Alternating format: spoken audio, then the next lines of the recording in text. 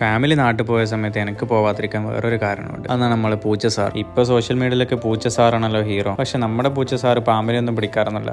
നല്ല ഹോംലി പെറ്റാണ്. ആദ്യം വിചാരിച്ചു എവിടെയെങ്കിലും ടേക്ക് കെയർ ചെയ്യാൻ വേണ്ടി കൊടുത്തിട്ട് പോകാമെന്ന്. പക്ഷെ അങ്ങനെ കൊടുക്കാതിരിക്കാൻ വേറൊരു കാരണമുണ്ട്. ആള് പ്രഗ്നന്റ് ആണ്. ഏകദേശം ഡെലിവറി ഡേറ്റ് എൻ്റെ ഒരു കണക്കൂട്ടൽ പ്രകാരം ഈ ആഴ്ചയിൽ തന്നെ ഉണ്ടാവും. പഴയ റൂമിൽ ആള് പ്രസവിക്കാനുള്ള സ്ഥലങ്ങളൊക്കെ ഫുള്ള് നോട്ട് ചെയ്ത് വെച്ചിട്ടുണ്ടായിരുന്നു. അപ്പോഴായിരുന്നു നമ്മൾ റൂം മാറിയത്. റൂം മാറിയപ്പോൾ തന്നെ ആൾക്ക് ഭയങ്കര ഡിസ്റ്റർബൻസ് ആയിരുന്നു. ഇപ്പൊ തന്നെ ആള് ഭയങ്കര ഡിസ്കംഫർട്ടാണ്. ശരിക്കും കിടന്ന് ഉറങ്ങാൻ പോലും പറ്റുന്നില്ല ആൾക്ക്. വയറൊക്കെ നല്ല കൂടുതലായതുകൊണ്ട് കിടന്ന് ഉറങ്ങുന്നത് കാണുമ്പോൾ തന്നെ നമുക്ക് സങ്കടമായി പോകും. കട്ടിലിന്റെ അടിയിലാണ് ആൾക്ക് ഇഷ്ടപ്പെട്ട സ്ഥലം. എപ്പോ നോക്കിയാലും കാലും ഇങ്ങനെ പുറത്തിട്ടൊരു തല കട്ടിലിന്റെ അടിയിലോട്ട് ഇങ്ങനെ ഒരു കിടപ്പാണ്. ഇതാണ് നമ്മുടെ പുതിയ റൂം. ജസ്റ്റ് ടെമ്പററി ആണ്, ഫാമിലി വരുന്നവരെ മാത്രം. ഡ്യൂട്ടി കഴിഞ്ഞ് ഞാൻ വരുന്നതും കാത്ത് ബെല്ലയുടെ കാത്തിരിപ്പുണ്ടാവും. പ്രഗ്നന്റ് ആയതുകൊണ്ട് തന്നെ ഇപ്പൊ ഫുഡ് ടൈപ്പൊക്കെ കുറച്ച് കുറഞ്ഞിട്ടുണ്ട്. ഇപ്പൊ വെള്ളം കൂടിയാണ് പ്രധാനം. പിന്നെ നമ്മുടെ മീൻ കുഞ്ഞുങ്ങൾ അതുപോലെ തന്നെ ഉണ്ട്. ഉമ്മ വാങ്ങിച്ചു വെച്ച പുതിനയുടെ ഇലയാണെങ്കിൽ റൂമിന്റെ അകത്തായതുകൊണ്ട് ഫുള്ള് ഉണങ്ങിപ്പോയി. Money plant is perfectly all right inside. ബെല്ലൊക്കെ എന്താണെന്ന് അറിയില്ല, നിസ്കരിക്കുന്ന ഭയങ്കര ഇഷ്ടമാണ്. എപ്പോൾ നിസ്കരിക്കായിരുന്നു കഴിഞ്ഞാലും അവിടെ വന്നിരിക്കും. നിസ്കാരമൊക്കെ കഴിഞ്ഞ് കഴിഞ്ഞാൽ ബെല്ലൊക്കെ ഒരു മസാജ് മസ്റ്റാണ്. അതിപ്പോൾ ഇനി ആര് നിസ്കരിക്കുന്ന കണ്ടാലും ബെല്ല അവിടെ പോയി നിൽക്കും. ഏത് കട്ടിലിൻ്റെ ഇടയിൽ എങ്ങനെയുള്ള ഉറക്കമായി കഴിഞ്ഞാലും നിസ്കരിക്കുന്ന കണ്ടു കഴിഞ്ഞാൽ ബെല്ല പെട്ടെന്ന് ഓടി അങ്ങ് അവിടെ എത്തും. ഇതിന് പഴയ ഓണർ പഠിപ്പിച്ചു കൊടുത്ത ശീലമാണോ അല്ല എല്ലാ പൂച്ചകളും ഇങ്ങനെ തന്നെയാണോന്നും അറിയില്ല. അപ്പോൾ അടുത്ത വിശേഷങ്ങളുമായി അടുത്ത വീഡിയോയിൽ കാണാം. Bye bye.